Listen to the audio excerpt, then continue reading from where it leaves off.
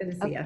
Good to see you. So today we have Tracey Dreisbach, the Executive Director from the Rotary Club of Rochester.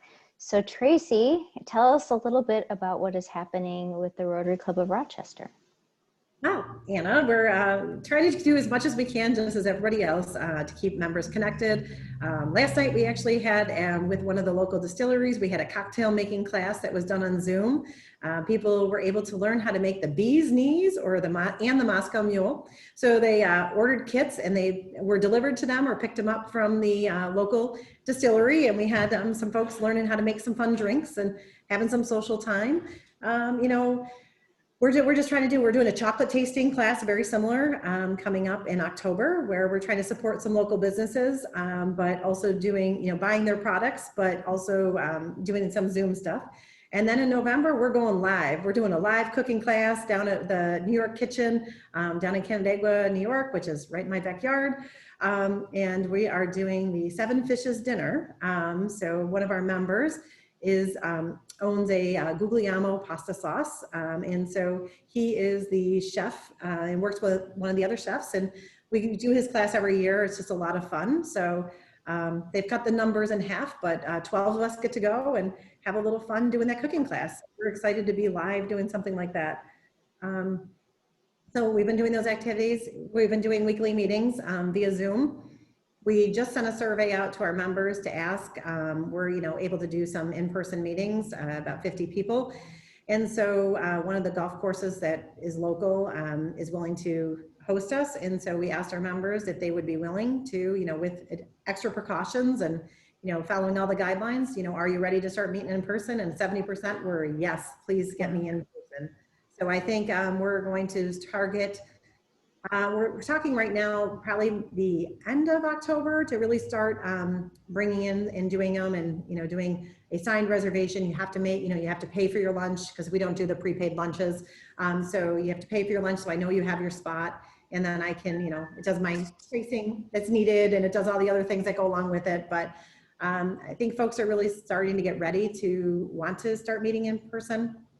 So we were going to do it sooner, but we have some great speakers that are coming in from across the country doing different things. And I'm like, well, it's just easier to do it on Zoom than trying to figure out how to do it live now. It's like a completely different mindset. So we had to go back. I'm like, oh, I don't miss having to lug everything or being everywhere, but I do want to see people three-dimensionally. I've had about enough of looking at people on a screen. So I think most people are starting to feel that way. Yeah, I agree. Well, that's exciting. It'll be fun to circle back with you and see how things have been going once you get open there again. So, and your job's a little different, because you do your Sunshine Campus, which was featured on HGTV a few years back. So tell us a little bit about the campus there. Right, so we own and operate a Sunshine Camp, which is a 157-acre campus that serves people with disabilities. And so we have been doing that. This would have been our 98th summer of doing this. We've never had to cancel. So we did everything we could to possibly open camp this summer. We looked at every modification from A to Z. And my camp director and I stood there the Friday before Memorial Day.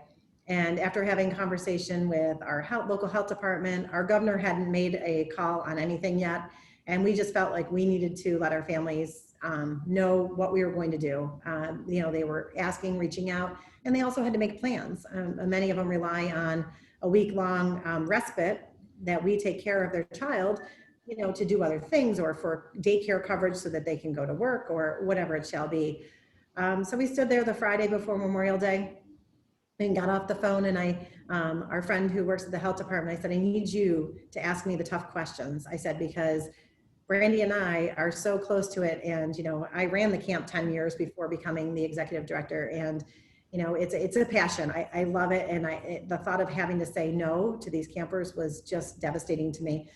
So, he asked us some tough questions. We told him our plans, whether it was, how are you going to do meals? How are you going to do this? How are you going to do meds? How are you going to, how are you going to put kids in cabins sleeping next to each other? How are you, we ran through all the questions. We had our plans.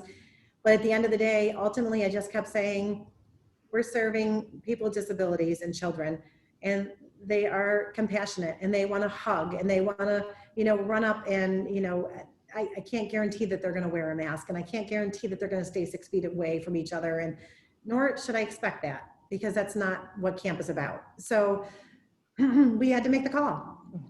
And we stood there, both she and I, in tears, crying and saying, we know what we have to do. And we made the call. I called the boards, let them know what our decision was, and based on the facts, and they, understood, obviously. Yeah, well, you're safe, that comes. Yeah, and it was a very tough thing, but, we immediately switched gears after we notified. We did a press release. The media picked up on it. I was interviewed by a lot of media stations about it, because we really had made the call before anybody else had when it came to this. Some other ones had, but we were really in the forefront of it. So we decided to kind of, what can we do to make camp, what else can we do? Allergies.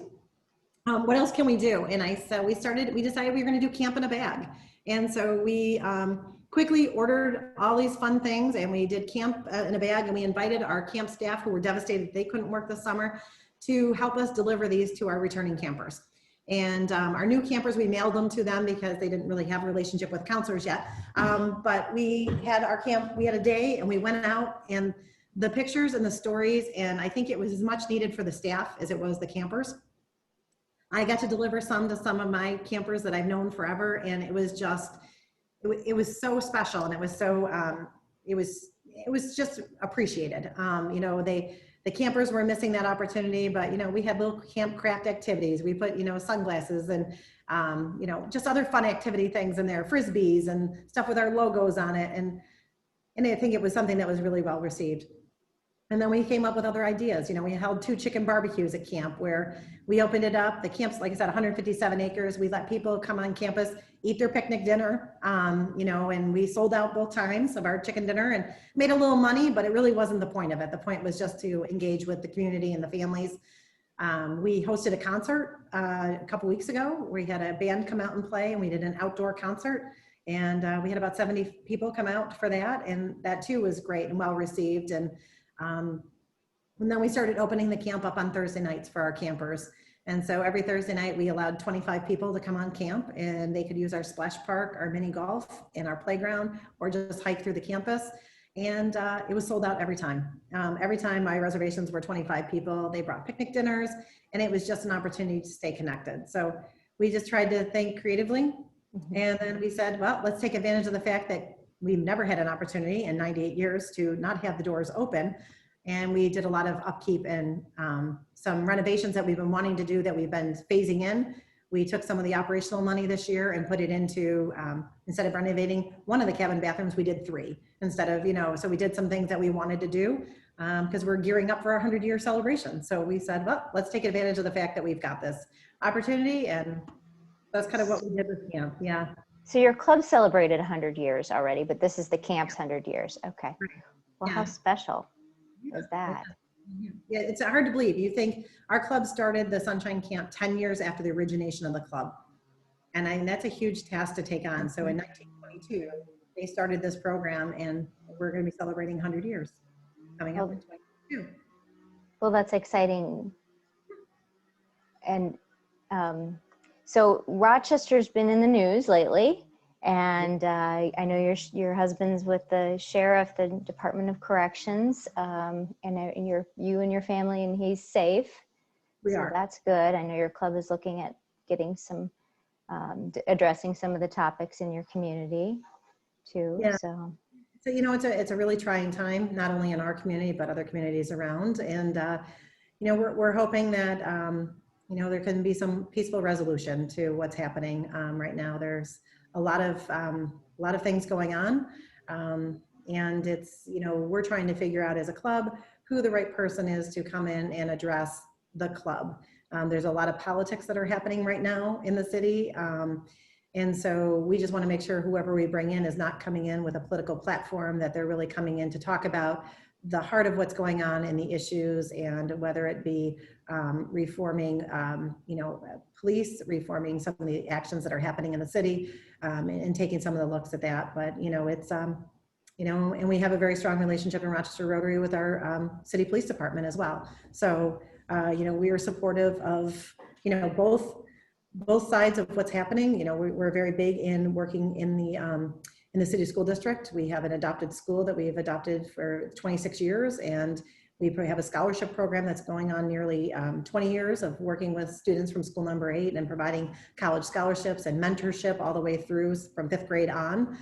So, you know, we've been very intimately involved, and, you know, our heart is, you know, I think all of our hearts are hoping that we're going to come to some sort of peaceful resolution real soon here. Yeah, well, we'll keep you in mind and keep you in our prayers. I'm glad you guys are safe and hang in there. So, well, it was fun to talk to you today a little bit about how your club is continuing to innovate and be creative and reach out and help those in need. So thank you so much for taking the time to talk with me today.